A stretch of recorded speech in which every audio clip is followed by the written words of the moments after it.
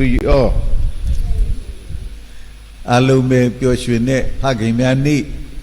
Pioshune, Kli to Nemiani,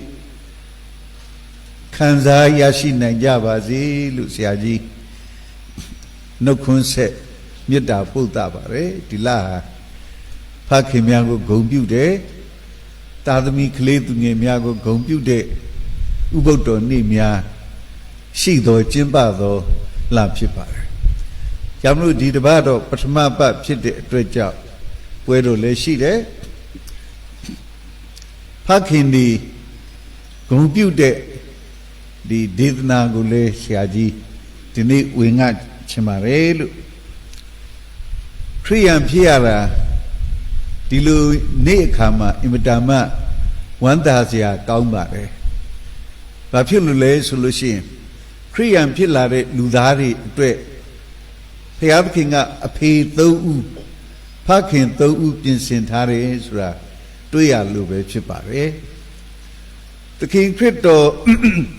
go Yoji Lekha Though to Mahoyan, a pay though she desura,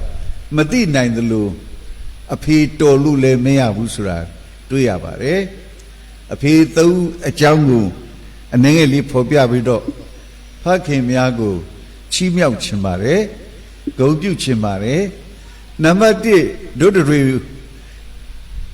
She though a mere so no a pigaro,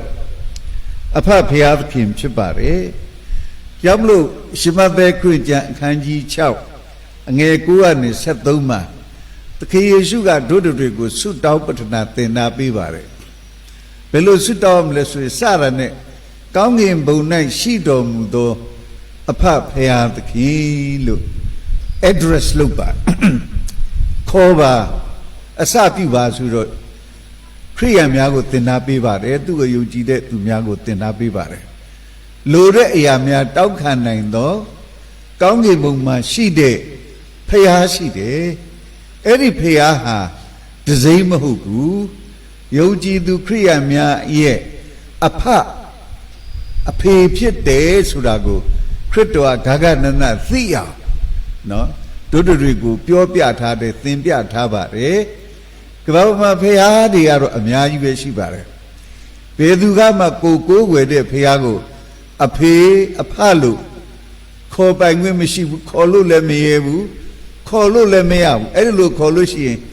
through Piago, through Pala, Sogaya out there.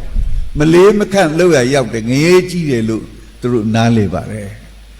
Dodo Rigo, the Key Sugar, Eric Gangi Muma see the Duke go Panzine Pia,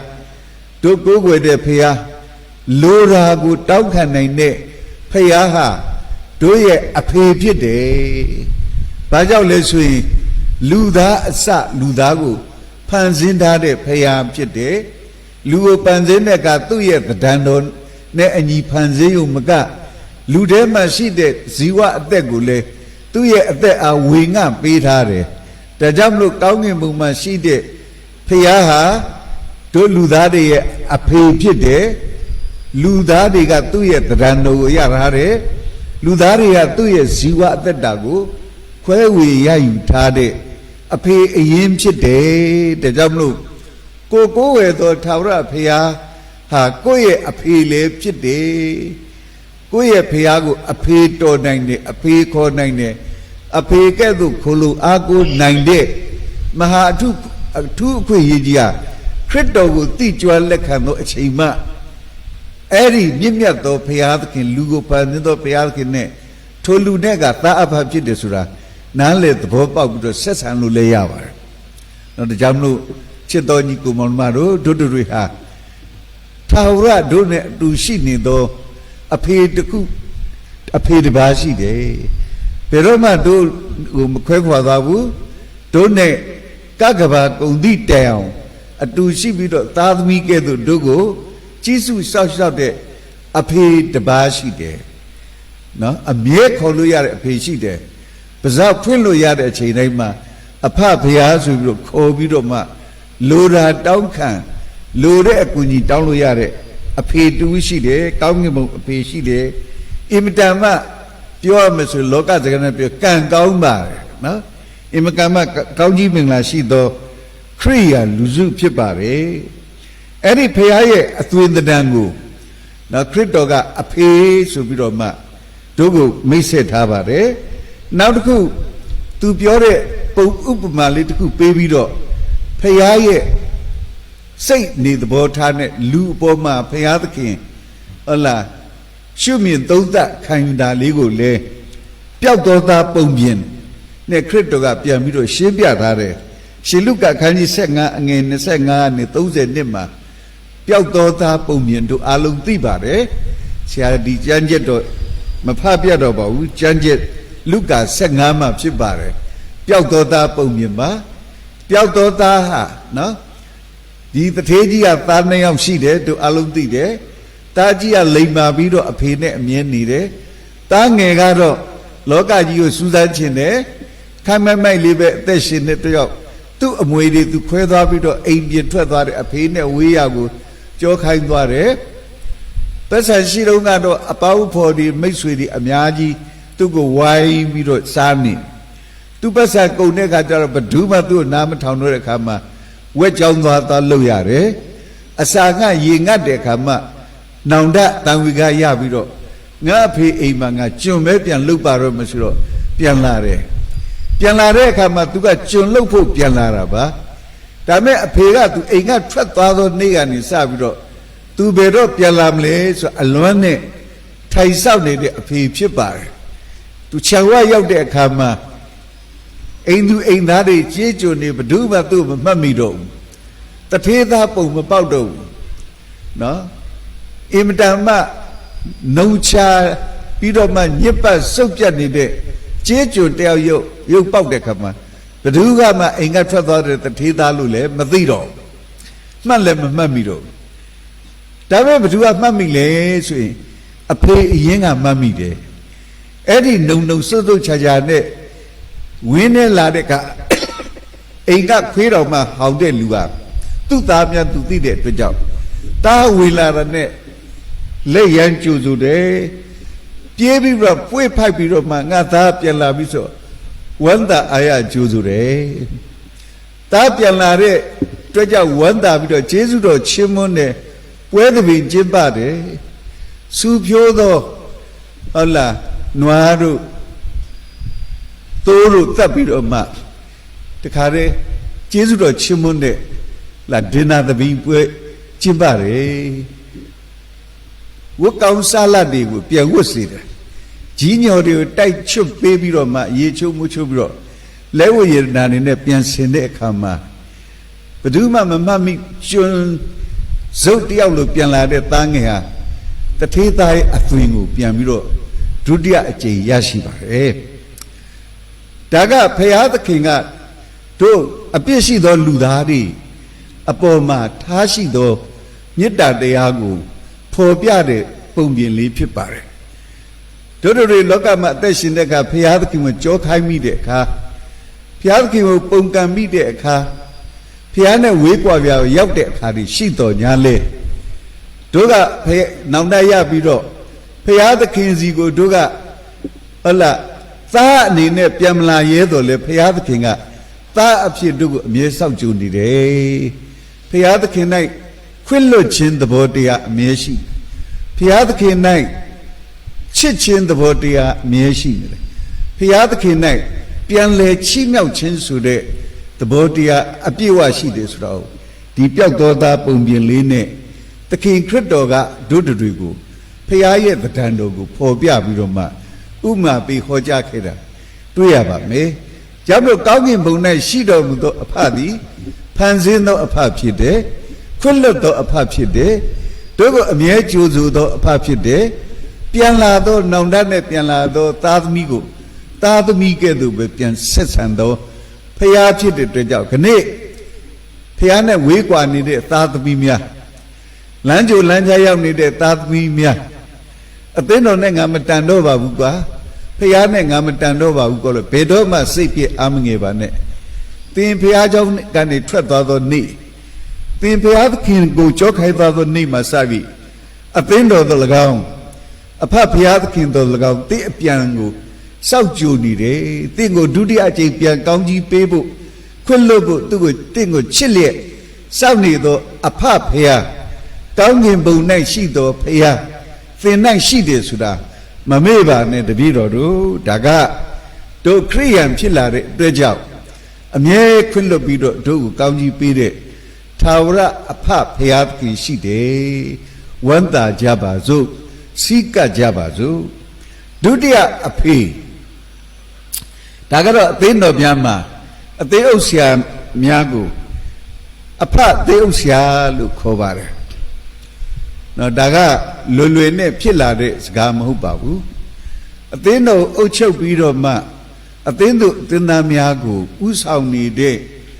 အသင်းအုပ်ဆရာများသိုးများကိုသိုးထိန်များအဖြစ်ကျမ်းစာကဖော်ပြထားပါတယ်ဆာလံ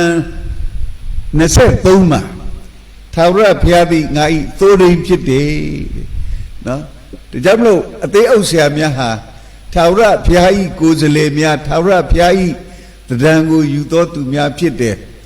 သခင်ယေရှုကလည်းယောဟန်အခန်းကြီး30ဒီ7မှာဆိုလို့ရှိရင်7ကနေ16မှာကြည့်မယ်ဆိုလို့ရှိရင်ငါသည်ကောင်းသောသိုးထိန်ဖြစ်၏တဲ့နော်ငါသိုးတို့ကိုငါသိ၏ငါသိုးတို့ဒီလေငါကိုသိ၏တဲ့နော်သိုးတို့အဖို့ငါအသက်ကိုလည်းငါစွန့်၏တဲ့ခရစ်တော်ကအဲ့ဒီလိုသူ့ကိုယ်သူသိုးထိန်နဲ့ခိုင်းနိုင်ပြီးတော့မှသိုးထိန်ရဲ့လက္ခဏာသိုးထိန်ကသူ့သိုးရဲ့အသံကိုကြားတာနဲ့သိတယ်ဒါပဲအကောင်လဲဆိုတာပြီးရင်သိုးတွေကိုသူအသက်ပေးပြီးတော့မှကွယ်ကာဆောက်ရှောက်တယ်တဲ့23ခုမြောက်သောဆာလံမှာကြတော့စိမ့်လန်းသောကျက်စားရအရာကိုသိုးထိန်ကသိုးလေးတွေကိုပို့ဆောင်တယ်ရေကြည်ရာမျက်နှာရအရာကိုပို့ဆောင်တယ်နော်ရန်သူတို့ရှေ့မှာဇွဲကိုခင်းတယ်တဲ့အပြိုင်အဆိုင်များနာမလို့သူများကိုကိုမုန်းတီးသူများရှေ့မှာဘင်လင်ဖျားခင်ဟာကိုကိုချီးမြှောက်တော်မူတယ်နော်ကြောင့်မလို့အသင်းဥစ္စာများရဲ့အသက်တာလက္ခဏာဟာနံပါတ်1သိုးထိန်ကဲ့သို့သက်ရှင်ရမယ်အဲ့မှာသိုးထိန်ကြီးဖြစ်တဲ့ထာဝရဘုရားသိုးထိန်ကြီးဖြစ်တဲ့သခင်ယေရှုဘုရားသခင်ယေရှုကသိုးတွေအဖို့အသက်ကိုပဲသူပေးပါတယ်နော်ဆိုတော့တို့ခရိယန်များဟာအသင်းတော်မှာရှိတဲ့ကိုယ်အသေးဥစ္စာများရဲ့သဘောတဘာဝကိုနားလည်ရမှာဖြစ်ပါတယ်တချို့လူငယ်တွေတချို့အသင်းသူအသင်းသားတွေကကိုယ်ဆရာသမားတွေသွန်သင်တယ်ဆုံးမတယ်ပြောဆိုတာနည်းနည်းပါးပါးလေးကြမ်းတမ်းသွားလို့ရှိရင်စိတ်ကောက်တယ်ဖះเจ้าကိုဟုတ်လားကြောခိုင်းတတ်တယ်ဖះเจ้าနဲ့ဝေးရသွားတတ်တယ်ဒါပေမဲ့သိုးထိန်တွေမှာရှိတဲ့အတွင်းသဘာဝဖြစ်တဲ့မိမိသိုးတို့ကိုအသက်ပေးပြီးတော့ချစ်တာမိမိသိုးတို့ကိုစောက်ထိပ်ွယ်ကလေးကျွေးမွေးတာအသေးအုပ်ဆရာတွေမှာဒီလက္ခဏာတွေရှိလို့အဖသေးအုပ်ဆရာလို့ခေါ်ရဆိုတာကိုသားတို့သမီးတို့တပည့်တို့နားလည်စေချင်ပါတယ်။ဒါကြောင့်မလို့ကျမ်းစာကပြောထားပါတယ်နော်ဆရာဒီတစ်ချက်လေးတော့ဖတ်ပြပါမယ်။သိုးထိန်တွေဟာခုနပြောသလိုသိုးတွေကိုကွယ်ကာတယ်စောက်ထိန်တယ်ကျွေးမွေးတယ်အသက်ပေးတယ်ပြီးတော့အမွေလည်းပေးပါတယ်ဟေးပြေ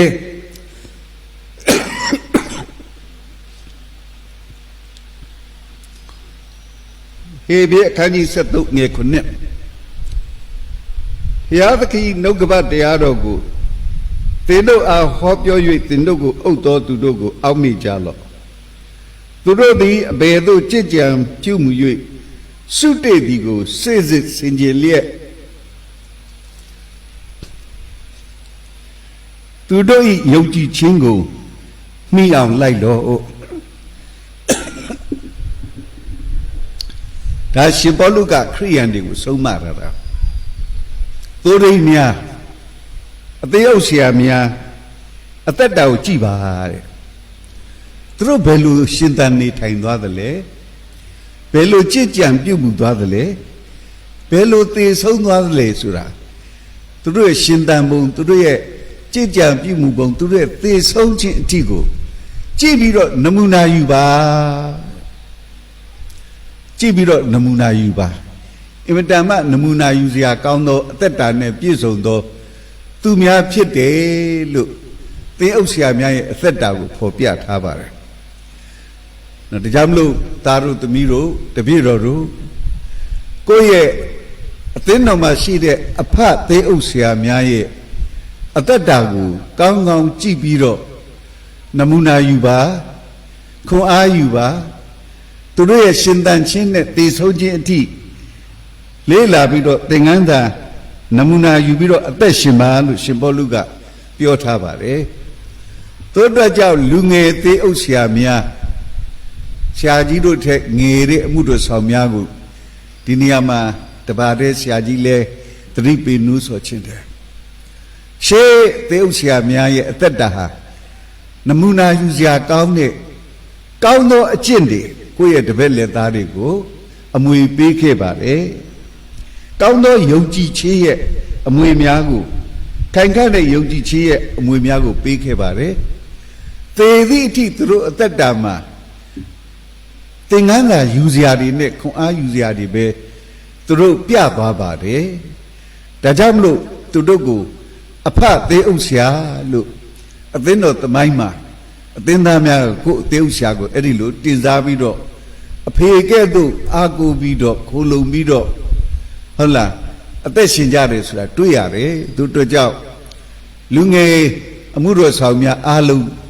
Dichegu, Riaba. Go Tenu Dinari, go Chibido, a pay coach, Zay Paula, Teshimba. Go Tenu Dinari, go Chibido Ma. Yoji Chisaya, a Muemia Yao, a Teshima. Go Tendu Tinamia, a Teshi, go Tevare, now so many tea. As I so good at our Chibiroma. The car to use ya, con I use ya ne. Gamji Mingla, Pito, Theta, Piao. Apart the Osiaria, le Josiah me. Apart Pilla me, the Osia Lady Gale, Josiah ma Pipare, Pajawlessly. Go Tetaha, Tenu Tinamia, Chibiro, Namuna, Kona Uzia, Kaunji Uzia, Pilobe Pipare, Jamlo Pateosia, Sude, Allah, go the Dima. The king Cretoga, Dori to the Piri. Taura Piaga, Jishu Sauma, Quekayumka, Juemure, Shimpo Lugado, Yoji Chi Amui. Go pay out to Miapchite, Coundo Chinoya, and we go pay out to Miapchite look. The Theosia Mia a ye chingo. Mean to a biroma, Tamat happy bar. Jamlo de Biro, Ateno Maside Gue Pate Usia Miaha. And then Miaro di ye chini, Shija doja. Tendo Loka a pay Meshido in lay. Ateno Teosia Jimiago, go a pay kedu. A me pew 9 day, Ago 9 day. Kaunji Mingladi, Daukan 9 day. A Chanyan day, Daukan 9 bare. No? Shaji gave a hand Sadam Lima. Nala said that, not the Lara Nia Mashido look. Maparo ne dubare. No? So, Imdama Kakere di Kalama. Sazia Mishilong, to meet Desia Mishilong, Chene Bisu, Siajine Setweba, Shai Chandalo Moon, Shaima Shidalu, Miawi Vido Satum Bame, Shai Sania and Siaje, Tholi Saniaba. Tasay Mane, then Tinamiago pay collect this Gapipare. Era Tode Yetabe Pipare. Tori Napia Pele Bido, Teosiagabe Wabido, a Teosiagabe, the Kare, Tiaute Asarine Piezoni, Tatori Gamlu Mukova. Chata Dama, Tori Napa Matalia Shibare. Tabagado, Shaji Ampul Kovare, Ukoa Mune. Nambu you are a good sheep that Tinoga အသေးဥဆရာကြီးပါဆရာတို့ရဲ့ဒီမြင်းဆရာကြားဆရာကြီးပေါ့ဆရာကြီးဥအောင်ဖိုး1966ခုလောက်မှာဗမာပြည်မှာရုပ်တရက်ဆန်ဈေးတွေကြီးသွားတယ်ဆန်တည်င်းကို6ကြ5ကြ6ကြကနေပြီးတော့အဲ့ဒီမိုးတွင်ကျွန်းလိုက်မှာဆန်တည်င်းကို100ကြဖြစ်သွားတယ်ဟိုတော့ရွှေတစ်ကြက်သားကိုအခောက်ရွှေမှ315ဘဲကြီးလောက်ဆိုလို့ရှိရင်250 260လောက်ရှိဒီတော့တောကလူတွေအတော်ရွှေနဲ့ဝင်းဝါသွားတယ်အထက်ဗမာပြည်ကလူတွေကဆန်ဈေးအားတက်တဲ့အခါကိုယ်တိုင်သူတို့ဒီမှာလာဝယ်တဲ့အခါတချို့ကပတ်ဆံမပါကြဘူးသူတို့မှလည်းရွှေတွေလေးတွေယူလာတာဆွဲကြိုးတကုံးကိုဆန်3နှစ်လောက်ပေးလိုက်ဆွဲကြိုးတကုံးရတယ်နော်ဆန်2တင်းခွဲလောက်ပေးဆွဲကြိုးတကုံးရတယ်လေသမားတွေဆရာတို့အရကလေသမားတွေရွှေနဲ့တော်လေးဝင်းဝါသွားတဲ့အိမ်နင့်ကဆရာတို့မှတ်မိပါတယ်ဆေးသူဆေးသားအတော်များများလဲအတော်ဒုက္ခရောက်တယ်ဆန်က9ကြ6ကြကနေပြီးတော့100ကျော်အဲ့လိုအဖိုးကြီးသွားတဲ့အခါမှာအဲ့ဒီအခါမှာစောစောကဆရာပြောတဲ့ဆရာကြီးဥအောင်ဖိုး Reverend ဥအောင်ဖိုးကသူ့ရဲ့စပကြီးတော့ကိုသူဖွင့်လိုက်တယ်စားကြမရှိတော့အသေးသူတင်သားများလာယူကြပါသူ့ရဲ့စပကြီးကစပါးတင်းလေး900 600လောက်ဆက်ပါတယ်အတော်များတာပေါ့နော်တင်းလေး900 600လောက်တော့သူ့လောက်ထားတယ်ရွာအကြီးကြီးတင်းတော်ကြီးကြီးဆိုတော့နှစ်ကုန်လို့ရှိရင်တောတဘာဝအရောက်ဆရာအတွက်အလှငွေမပေးနိုင်တော့သူကကောက်ပဲသီးနှံနေလာပေးတဲ့စဘာတွေတတ်နိုင်တယ်လို့ဆိုတော့တသိန်းလုံးလုံးလာပြီးတော့ပေးတဲ့ခါမှာစဘာတင်း900 600လောက်ဆရာကြီးကနှစ်စဉ်လှောင်ရအဲ့ဒီနေ့ကျတော့ဆရာကြီးအဲ့စဘာတွေကိုမယောင်းစားရတော့ဆန်သေးရုပ်တရက်ကြီးတဲ့ခါကျတော့အသင်းသူတင်သားတွေထဲမှာလည်းအခက်ခဲဖြစ်အသင်းသူတင်သားမဟုတ်တဲ့ရွာသူရွာသားတွေအခက်ခဲဖြစ်တဲ့ခါမှာစပကြီးတော့ကိုဖွင့်ပြီးတော့အခက်ခဲရှိသောသူတိုင်းလာပြီးတော့ယူစားပါသူစိတ်ကိုဖွင့်လိုက်တယ်လာယူစားကြပါတယ်နော်ယုံကြည်သူတွေရောမယုံကြည်သူတွေရောရွာထဲမှာရှိတဲ့လူတွေတခါတဲ့အခက်ခဲတွေအများကြီးပြေလည်သွားတယ်စပါးအတင်းလေး600ညဝေစားကြလိုက်ရတဲ့အခါမှာကောက်တစ်ပြန်ပေါ်လာတာပေါ့နော်အတော်လေးအဆင်ပြေကြပါတယ်အဲ့ဒီຫນွေကြတော့ဆရာကြီးရဲ့စပကြီးကိုအသိတော်တွေကချက်ထွင်ပေးရတယ်ဘာလို့မိုးတွင်းကအခက်ခဲမှာအလကားစားရတဲ့သင်းသူတင်သားများမိတ်ဆွေများကကျေးဇူးတင်လွန်းလို့ຫນွေရောက်လို့စပားပြန်ပေါ်တဲ့အခါဆရာကြီးကိုလာပြန်ပြီးတော့ကျေးဇူးဆက်လူတန်းတာစပကြီးကြီးကနှစ်ဆတိုးပြီးတော့မှဟလာချက်ထွင်ပြီးတော့မှစပားအပြည့်သူ့စပကြီးတွေကိုပြန်ဝေလာပါတယ်အဲ့ဒီအချိန်မှာဆရာတို့သင်းအုပ်ဆရာတို့ရဲ့အသင်းတော်ကသင်းအုပ်ဆရာကတော့သူတို့ညီကိုတွေအကုန်လုံးရွှေနဲ့ဝင်းဝါကုန်တယ်နော်သူတို့မှရှိတဲ့စပားကိုဆန်ကိုဆွဲကြိုးတွေနဲ့လဲလိုက်ပြီးတော့မှညီကိုတွေတယောက်တစ်ခွင်းနဲ့ဝင်းဝါနေဆိုတော့နာမည်တော့မပြောတော့ပါဘူးမရှိတော့တဲ့လူတွေကိုမကောင်းပြောရတာလဲမသိလျော်ဘူးပေါ့နော်ဆိုတော့မကောင်းသက်ပြောတာတော့မဟုတ်ဘူးအမှန်ပြောတာဒါပေမဲ့တချို့အမှန်တွေကပြောလို့မကောင်းတဲ့အတွက်ကြောင့်ဒီလောက်ပဲဆရာပြောပါမယ်သူစိတ်မှလည်းသူ့ရဲ့စပကြီးမှလည်းစပါးတိုးမလာပါဘူးသူဝင်းဝါတဲ့ရွှေလေးတွေလည်းကြာမခံပါဘူးနောက်တော့အကုန်လုံးပျောက်ကုန်တာပါပဲဒါဆရာကြုံတွေ့ခဲ့ရတဲ့အသင်းဆရာနှစ်ပါးအသင်းဆရာပီသသောမိမိသိုးတို့ကိုကွယ်ကာသွန်သင်ဆုံးမယူမကကျွေးမွေးတတ်သောသိုးတိရဲ့ဂုဏ်သတင်းနဲ့ပွားများခြင်းသိုးတိစိတ်အပြည့်ဝမရှိသောသိုးတိတို့ရဲ့အသက်တာကိုဆရာတွေ့ခဲ့ပူပါတယ်။ကြောင့်မလို့ဆရာလည်းပြည့်ဝလားဆိုမပြည့်ဝပါဘူး။ဒါဆုတောင်းနေရကောင်းသောသိုးတိဖြစ်ရလိုပါ၏ ကာလကြီးကဘယ်လောက်ထိဆက်လက်ခက်ခဲဦးမလဲမသိဘူးဘယ်တိုက်တာတိခက်ခဲဦးမလဲမသိဘူးစုပဲတောင်းနေရတယ်ရောက်လို့ဆရာပါဇက်လုံနေတဲ့လောက်ကတော့သမင်းငတ်တဲ့အသင်းသူတင်သားမရှိစေရအောင်ဆံပြုတ်တောက်လည်းအတူတူတောက်သမင်းစားရင်လည်းအတူတူစားအောင်ဒါဆရာကတိုးရင်းခေါင်းတယောက်အနေနဲ့ကိုတက်နိုင်တဲ့အတိုင်းတာလေးကိုစူးစမ်းပြီးတော့မှဖြစ်စီခြင်းဖြစ်ပါတယ်တကယ်ရှေ့တိုးရင်းကြီးဒီလိုပြေဝတော့အသက်တာမရောက်သေးတော့လေလှမ်းနိုင်တဲ့ခြေလမ်းလေးကိုဆရာစူးစမ်းပြီးတော့လှမ်းပါတယ်ဒါကြောင့်မလို့ဒီသတင်းစကားလေးကြားရတဲ့လူဖို့ဆောင်ပဲများတပည့်တကာများလဲတိုးရင်းကောင်းအနေနဲ့အဖသေးဥဆရာဆိုတဲ့ဘွဲ့နာမတွေနဲ့ထိုက်တောင်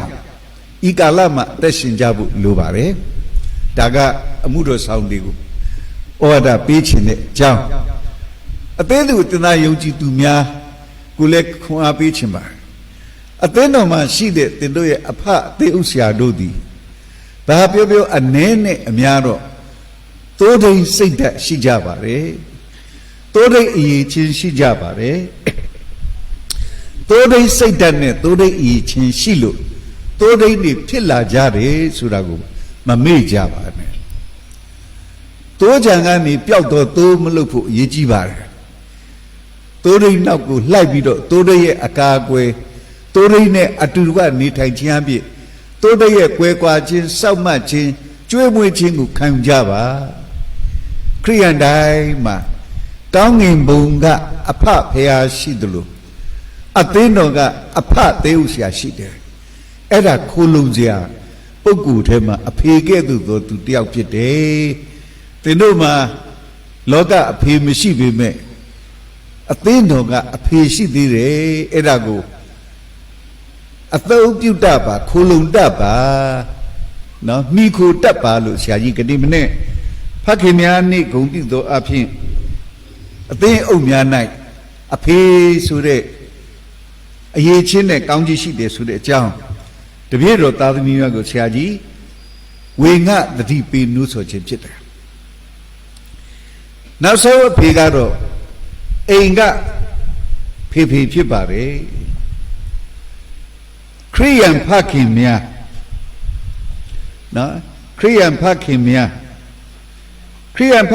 ရဲ့အရေးချင်းကဗမာစကားပုံရှိတယ်ပေတသီး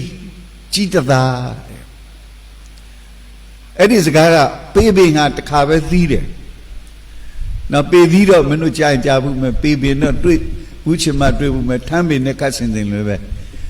ပေပင်မှာတစ်ခါပဲသီးတယ်သီးပြီးအဲ့ပေက6ပြီးတော့သီးသွားတယ်သူ့ဘဝမှာတစ်ခါပဲသီးတယ်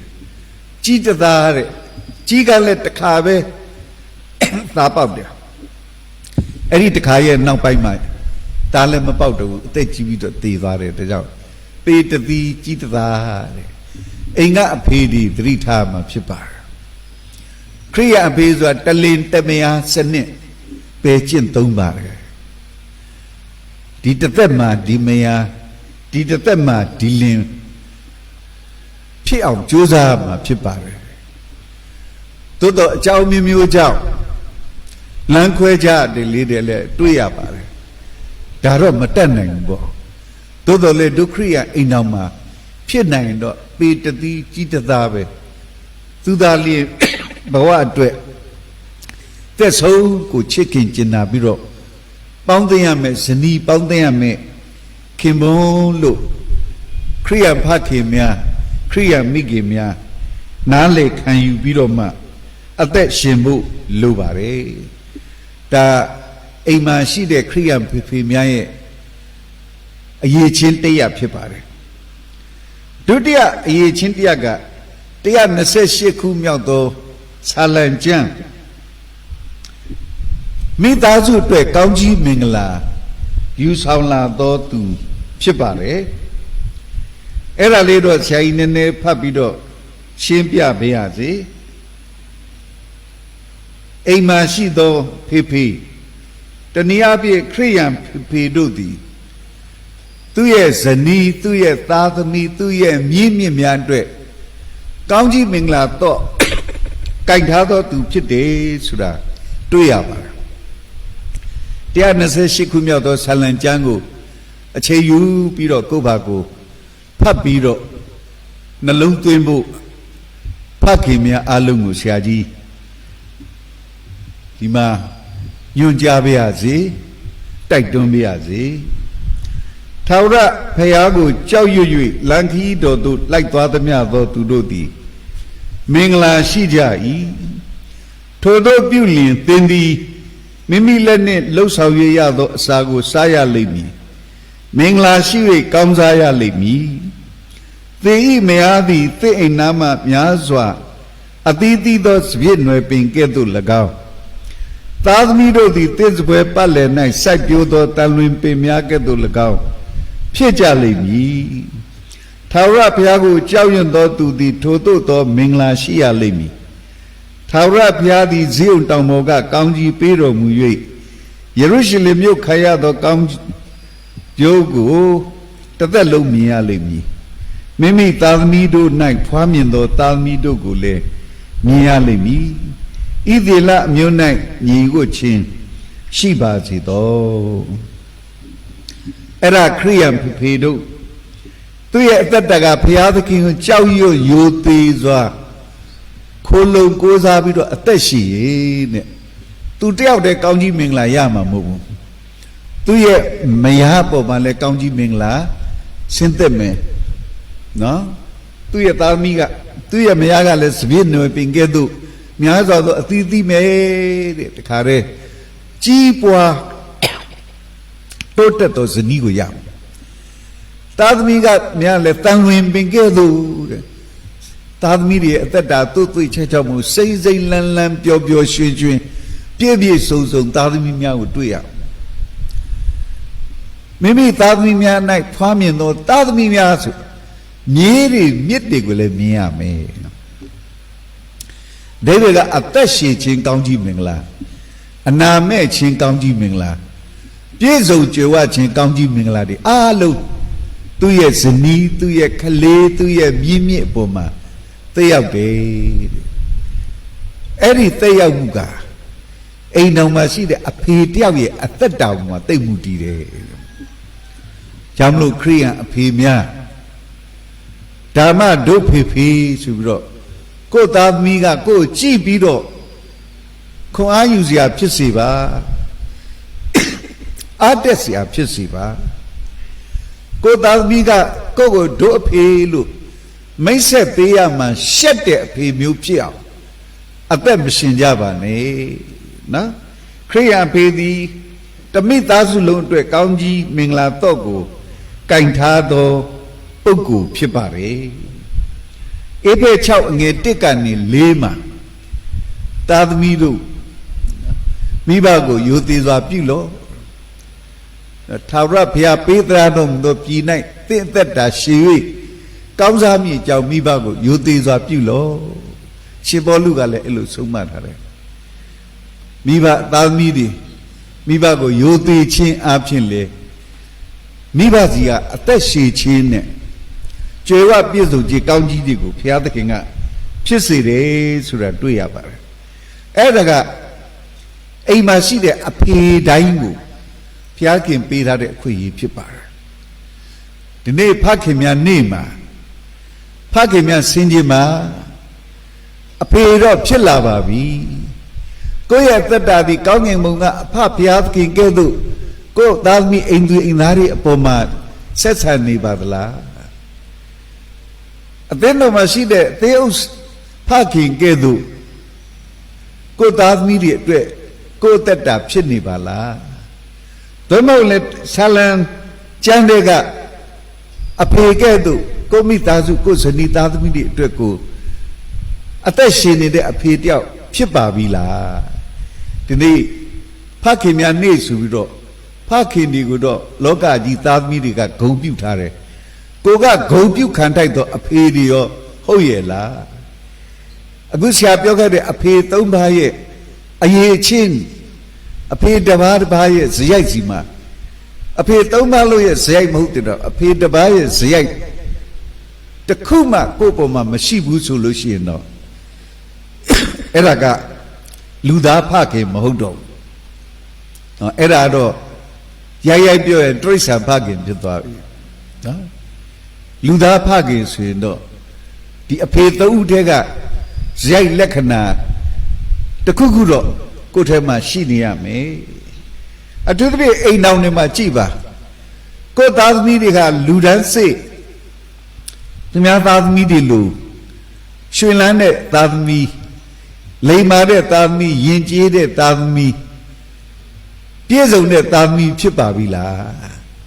ဖြစ်နေတော့ကိုကသာရဘုရားကိုကြောက်ရွံ့ပြီးတော့ဘုရားရဲ့ကောင်းကြီးတော့ကိုဖွင့်ပေးနိုင်တဲ့အဖေဆိုတာဒါလက္ခဏာပြခြင်းဖြစ်ပါတယ်တက်တည်ပြခြင်းဖြစ်ပါတယ်ကိုသားသမီးနဲ့စောက်ချပြီးတော့မှလူမပီမတတ်ရင်တော့အဲ့ဒီအဖေဟာတစုံတစ်ခုတော့သင်နိုင်လူသေးဤလို့ပဲပြောမှာဖြစ်ပါတယ်အဖေတယောက်ရဲ့အသက်တာရဲ့ပြည့်စုံခြင်းမပြည့်စုံခြင်းက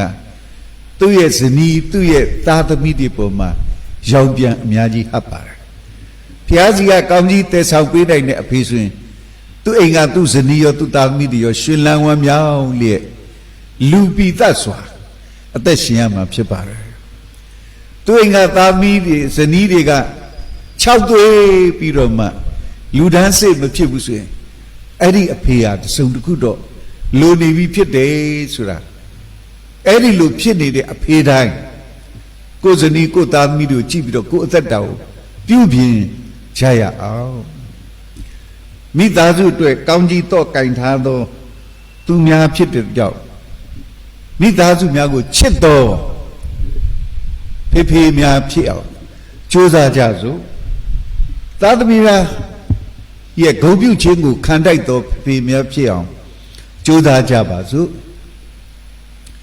အ ਨੇ ဆုံးတော့ကိုမိသားစုအတွက်ကိုသားသမီးအတွက်ပြည့်ပြည့်ဝဝချစ်တတ်တော်ဖခင်များဖြစ်အောင်ကြိုးစားဖို့ရန်အတွက်ဆရာကြီးတိုက်တွန်းချင်ပါတယ်ဆရာကြီးဒီသက်သေခံချက်လေးနဲ့ဒီနေ့ဖခင်များကိုဟလာအားပေးချင်ပါတယ်ဆရာအသက်4နှစ်မှာပဲအဖေကဘုန်းတော်ဝင်စားခဲ့ပါတယ်အဖေနဲ့ကြာကြာမနေလိုက်ရတော့သူဖြစ်ပါတယ်သို့တော်လည်းအဖေကံကောင်းတယ်လို့ပြောရမှာပေါ့နော်ဆရာတို့ဗုဒ္ဓဘာသာစကားနဲ့ပြောနေအဖေရကံကောင်းတယ်ဘာလို့တကယ်ကိုချစ်ခဲ့တော့အဖေတယောက်ကို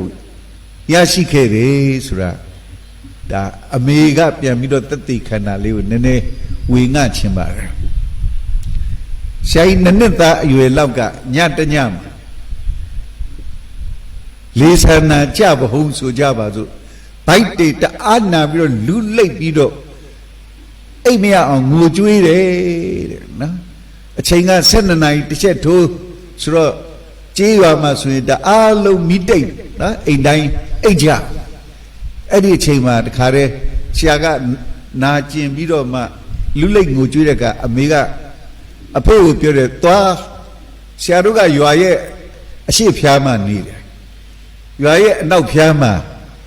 ဒီလက်တယ်လဲလုတ်တယ်ကလေးတွေကိုဆေးဝါးလဲနည်းနည်းကုပေးတတ်တယ်အဖွားတော်ဦးစာဆိုတဲ့အရလက်တယ်အရဆေးဆရာမကြီးရှိတယ်သွားခေါ်ပါဆေးဆရာမဟုတ်ဆိုတော့ဆရာလူလိတ်ငိုကြွေးဝေနာခံစားတာတွေ့တဲ့အခါအဖေကလည်းတခါတည်းမိအုပ်ဆောင်ပေါ့မိအုပ်ပေါ့နော်ရွာမှာတော့ဆရာတို့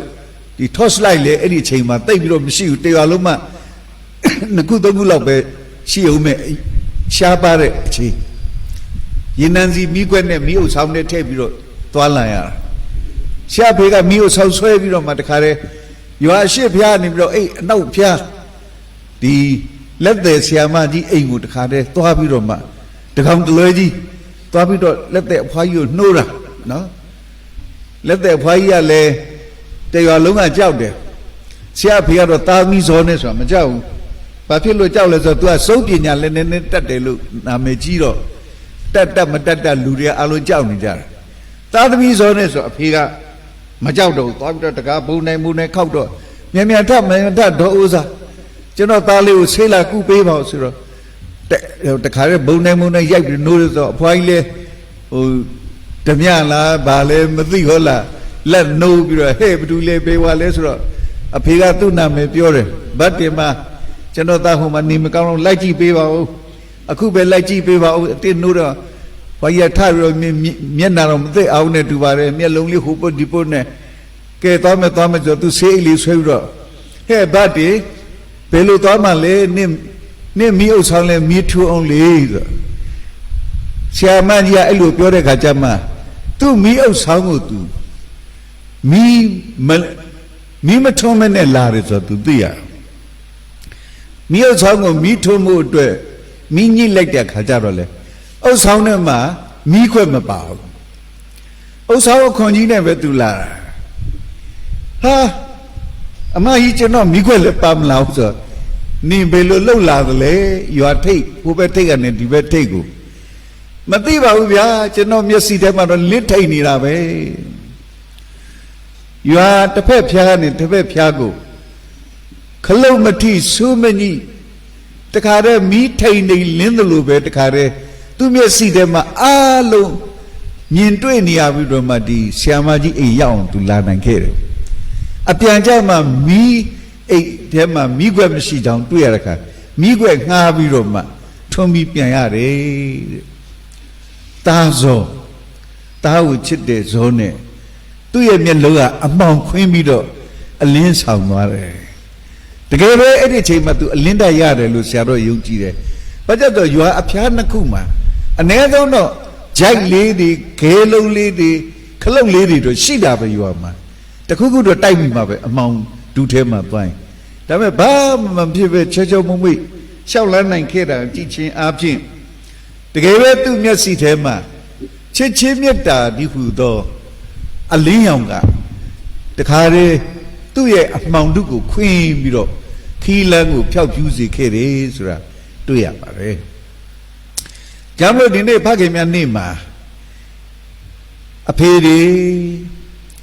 ကောင်းကင်ဘုံကအဖေကဲ့သို့ကိုသားသမီးမိသားစုကိုကောင်းချီးပေးပါအဖသေယုတ်ဆရာများကဲ့သို့ကိုမိသားစုကိုကွယ်ကာကြည့်ရှုကြိုးမွေးပါအမောင်တို့ကိုပင်လေအလင်းဆောင်နိုင်တဲ့မေတ္တာမျိုးနဲ့ကိုမိသားစုချစ်ပြီးတော့ဇနီးသားသမီးမြေးတွေအသက်ရှည်၍အနာမဲ့ကြောင့်ကောင်းကြီးဆောင်သောအဖေတွေဖြစ်အောင်ကြိုးစားကြပါအဖေသုံးပါးရဲ့ဇယိုက်လက္ခဏာကိုယူတင်ကြပါလို့ခဏကြားကြသမျှအဖေများကိုဆရာကြီးခွန်အားပေးလိုပါတယ်သူများကိုချီးမြှောက်တာတန်အောင်အသက်ရှင်သောအဖေများဖြစ်ကြပါစို့လို့ဖခင်အောင်လို့ကိုဆရာကြီးတိုက်တွန်းနှုတ်ဆိုပါတယ်ကျေးဇူးတင်ပါတယ်